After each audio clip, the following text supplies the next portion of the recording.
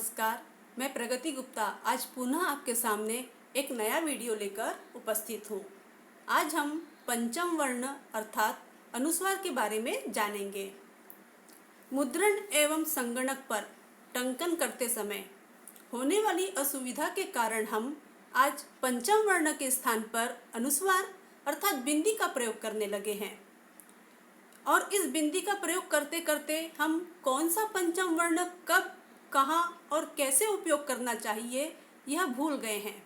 अतः इस वीडियो में हमें पंचम वर्ण कब, कहाँ, कैसे उपयोग करना है यह जानेंगे। आइए हम पंचम वर्ण के बारे में देखें। तो हिंदी वर्णमाला में जो वर्ण हैं वह एक क्रमबद्ध रूप से रखे गए हैं। 5 वर्णों का एक समूह है और उनके अलग अलग वर्ग भी है, जैसे क वर्ग, च वर्ग, ट वर्ग, त वर्ग और प वर्ग। तो क वर्ग के अंतर्गत क पहला वर्ण है, ख दूसरा वर्ण है, ग तीसरा वर्ण है और घ चौथा वर्ण। उसी प्रकार अंग यह 5वां वर्ण है और इसी 5वें वर्ण को हम पंचम वर्ण कहते हैं। इसी प्रकार से च वर्ग में च, छ, ज, झ और इया यह इसका 5वां वर्ण है अर्थात पंचम वर्ण है। ट वर्ग में ट, ठ, ड, ढ, न यह पंचम वर्ण है। त वर्ग में त, थ, द, ध और न यह इसका पंचम वर्ण है। प वर्ग प, फ, ब, भ, म भी यह एक पंचम वर्ण है। यह पंचम वर्ण अपने अपने वर्ग के पंचम वर्ण है। तो आइए हम एक उदाहरण के द्वारा समझते हैं। जैसे हमारे सामने है कंघा, है ना। तो क के ऊपर क्या है, अनुस्वार अर्थात बिंदी लगी हुई है। तो क के साथ तो पढ़ेंगे नहीं, हम क के बाद इसका उच्चारण करेंगे क, फिर उसके बाद अनुस्वार का उच्चारण, फिर घा।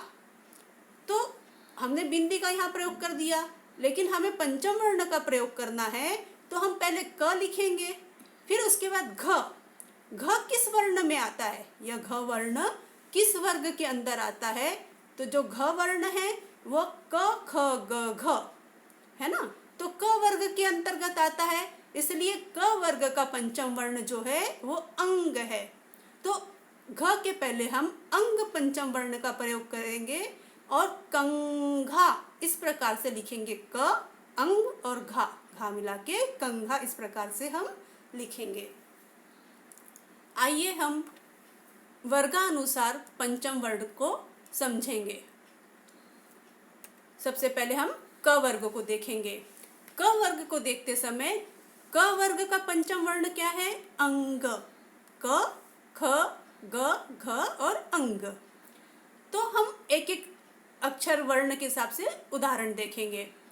जैसे क वर्ग में क आया है, यदि हम देखते सामने अंक में 2 अक्षर है, अ के ऊपर अनुस्वार लगा हुआ है अंक, और फिर क लिखा है। तो यहाँ पर हम जब पंचम वर्ण का प्रयोग करेंगे तो क के पहले अनुस्वार आया तो हमें उस अनुस्वार की जगह पंचम वर्ण लिखना है। तो हम ये देखेंगे कि क में कौन सा पंचम वर्ण है क वर्ग में। तो क वर्ग का पंचम वर्ण है अंग। तो इसलिए अंक लिखते समय हम वहाँ पे अंग का उपयोग करेंगे, अ, अंग और क। तो इस प्रकार से हम अंक लिखेंगे। इसी प्रकार से हम शंख जब लिखते हैं तो अनुस्वार के बाद ख वर्ण आता है, और ख वर्ण किस वर्ग में आता है, क वर्ग के अंदर, है ना। क, ख, ग, घ अंग जब हम देखते हैं तो ख कहाँ लिखा रहता है, क वर्ण में। और क वर्ग का जो है, क वर्ग का पंचम वर्ण है अंग। तो इसलिए जब हम शंख लिखते हैं पंचम वर्ण के रूप में तो स लिखने के बाद अंग और फिर ख। तो इस प्रकार से हम शंख लिखेंगे। इसके बाद हम देखेंगे गंगा। ग वर्ण के पहले यदि अनुस्वार आता है, ग वर्ण के पहले यदि अनुस्वार आता है तो हम कौन सा पंचम वर्ण उपयोग करेंगे, ग किस वर्ग का है, सबसे पहले यह देखेंगे कि ग वर्ण किस वर्ग के अंदर आ रहा है। तो ग वर्ण क वर्ग के अंदर आता है। तो क वर्ग का क्या है, पंचम वर्ण अंग। इसलिए हम गंगा लिखते समय ग अंग और गा इस प्रकार से गंगा लिखेंगे। इसी तरह कंघा है ना, क के ऊपर अंग का प्रयोग किया गया है, अनुस्वार का अर्थात बिंदी का उपयोग किया गया है। उसके पश्चात घा लिखा है अर्थात घ वर्ण है। और ये घ वर्ण किस वर्ग के अंदर आता है, सबसे पहले हमें ये देखना है। घ वर्ण क वर्ग के अंदर आता है, क ख ग घ अंग। तो ये क वर्ग में पंचम वर्ण कौन सा है, अंग। और पंचम वर्ण अंग होने के कारण हम कैसे लिखेंगे इसको, क अंग और घा। तो इस प्रकार से हम कंघा लिखेंगे। तो यहाँ हमने उदाहरण के द्वारा देखा कि किसी वर्ण के पहले यदि अनुस्वार आता है तो हमें सबसे पहले देखना है कि वो वर्ण किस वर्ग में आता है, या उसका वर्ग पहचानना है, उस वर्ग का पंचम वर्ण पहचानना है। जब हम उस वर्ग का पंचम वर्ण पहचान लेंगे तो उस वर्ण के पहले उस पंचम वर्ण का प्रयोग करेंगे। इसी प्रकार से हम अगला वर्ग देखते हैं, च वर्ग। तो च वर्ग का पंचम वर्ण क्या है, इया। च वर्ण का पंचम वर्ण इया है। तो च वर्ण में च, छ, ज, झ और इया है ना, इस प्रकार से वर्णों का उपयोग होता है। तो सबसे पहले हम देखेंगे च के पहले कौन सा अनुस्वार का प्रयोग होता है। जैसे हम देखते हैं चंचल है ना, चंचल लिखा है तो च के ऊपर अनुस्वार का प्रयोग अर्थात बिंदी लगाते हैं हम आज के उपयोग में। तो उसे हम पंचम वर्ण के रूप में लिखना है तो हम क्या करेंगे कि चंचल, तो अनुस्वार के बाद कौन सा वर्ण आ रहा है, फिर से च। और च ये कौन से वर्ग में आ रहा है, च वर्ग में। और च वर्ग का पंचम वर्ण कौन सा है, इया। तो हम उसको कैसे लिखेंगे, च, इया, च और ल, इस प्रकार से हम चंचल लिखेंगे। इसके बाद अगला हम देखेंगे पंचमी। इसके बाद हम देखेंगे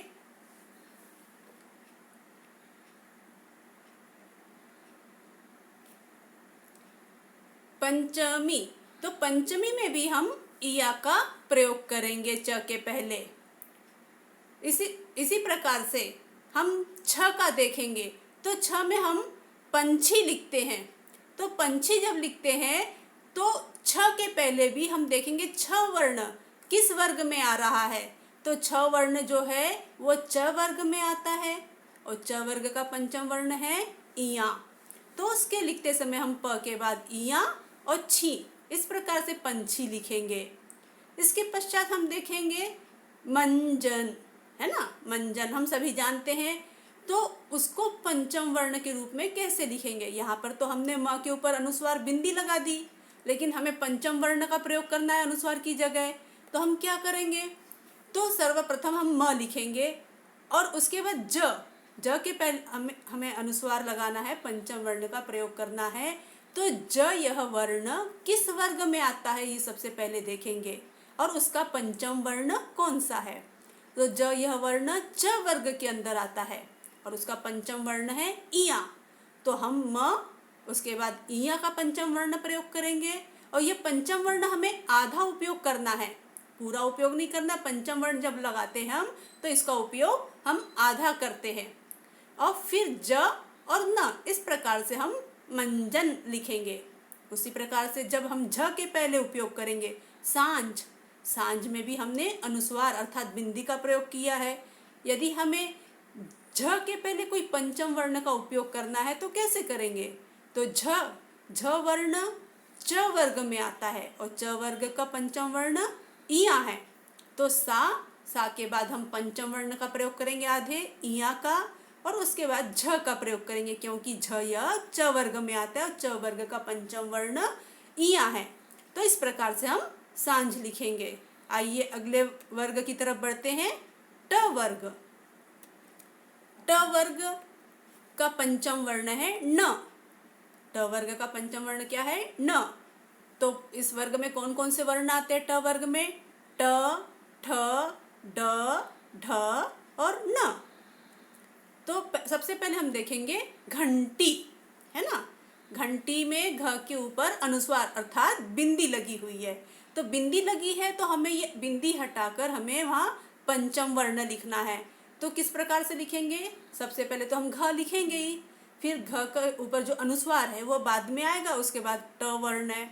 अब ट वर्ण को हम देखेंगे कौन से वर्ग में आता है, उसका पंचम वर्ण हमको जानना है।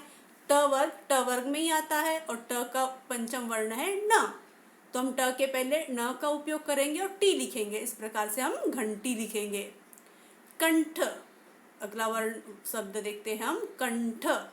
तो कंठ में भी हमने क के ऊपर अनुस्वार लगाया अर्थात बिंदी का प्रयोग किया है। अब हमें पंचम वर्ण के रूप में लिखना है, तो कैसे लिखेंगे? तो सर्वप्रथम तो हमने क लिखा, अब क के ऊपर अनुस्वार है और अनुस्वार के बाद ठ का उपयोग हुआ है, ठ वर्ण का।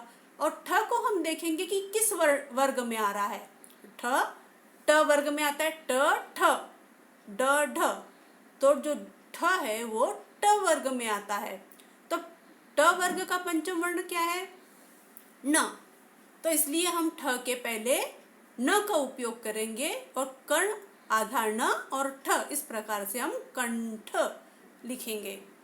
इसके पश्चात हम डंडा, तो ड के ऊपर भी हमने क्या किया? अनुस्वार अर्थात बिंदी का उपयोग किया है। तो जब हम इसको लिखेंगे पंचम वर्ण के रूप में, तो ड तो लिखेंगे ही, अब अनुस्वार है, अनुस्वार लिखना है, अनुस्वार की जगह हम पंचम वर्ण का उपयोग करेंगे। और उसके पश्चात डा, फिर से ड का उपयोग हुआ है, तो ड की पहले हमें देखना है कि कौन सा पंचम वर्ण आएगा। तो ड यह है ट वर्ग में आता है और ट वर्ग का पंचम वर्ण न है, इसलिए हम ड के पहले न का प्रयोग करेंगे और ड आधार न और डा, इस प्रकार से डंडा लिखेंगे। इसके पश्चात हम ढ वर्ण के पहले देखेंगे। हमने लिखा है ढूंढना, किसी वस्तु को हम ढूंढते हैं तो लिखा है ढूंढना। ढू के ऊपर हमने अनुस्वार अर्थात बिंदी का प्रयोग किया है, तो हम उसके बाद जो अनुस्वार जो लिखा है उसको पंचम वर्ण के रूप में लिखना है, और पंचम वर्ण जहाँ लिखेंगे उसके पश्चात पुनः ढ का प्रयोग हो रहा है, और ढ यह ट वर्ग में आता है, और ट वर्ग का पंचम वर्ण क्या है? न, और न होने के कारण हम ढू के बाद आधार न, फिर ढ और ना, इस प्रकार से ढूंढना लिखेंगे। आइए अगले वर्ग को देखेंगे हम। अब है त वर्ग। त वर्ग का पंचम वर्ण है न, तो हम इसकी वर्णमाला देखेंगे। त थ द ध न, है ना, त थ द ध न। तो इन वर्णों के पहले यदि कोई पंचम वर्ण आता है तो हम किस पंचम वर्ण का प्रयोग करेंगे? तो सबसे पहले हम देखेंगे संतरा, है ना। संतरा में स के ऊपर हमने अनुस्वार अर्थात बिंदी का प्रयोग किया है। अब इसमें पंचम वर्ण लिखना है बिंदी की जगह, तो हम क्या करेंगे? स तो वैसे ही लिखा जाएगा, स के ऊपर अनुस्वार आ रहा है, उसे हमें बाद में लिखना है, और उसके अनुस्वार जहाँ हम प्रयोग करेंगे उसके बाद त वर्ण आ रहा है, और ये त वर्ण को हमें पहचानना है, ये किस वर्ग में आता है? त वर्ण त वर्ग में आता है, और त वर्ग का पंचम वर्ण न है, तो हमें त के पहले आधे न का प्रयोग करना है, क्योंकि पंचम वर्ण आधा प्रयोग किया जाता है, इसलिए हमें आधे न का प्रयोग करना है, और हम स लिखेंगे आधा न, त और रा, इस प्रकार से हम पंचम वर्ण लिखेंगे। इसके पश्चात है मंथन, है ना। तो मंथन में भी म के ऊपर बिंदी लगी है, बिंदी अर्थात अनुस्वार, फिर मंथन लिखा गया है, इसे हम अनुस्वार की जगह पंचम वर्ण के रूप में लिखना है, तो म तो वैसा ही रहेगा। अब अनुस्वार जो बिंदी है उसे हटा के हमें पंचम वर्ण लिखना है, और उस पंचम वर्ण के पश्चात कौन सा वर्ण आने वाला है? थ। अब हमें देखना है थ ये किस वर्ग में आता है? थ यह त वर्ग में आता है, और त वर्ग का पंचम वर्ण न है, इसलिए हम म के बाद आधा न, फिर थ और न का प्रयोग करेंगे।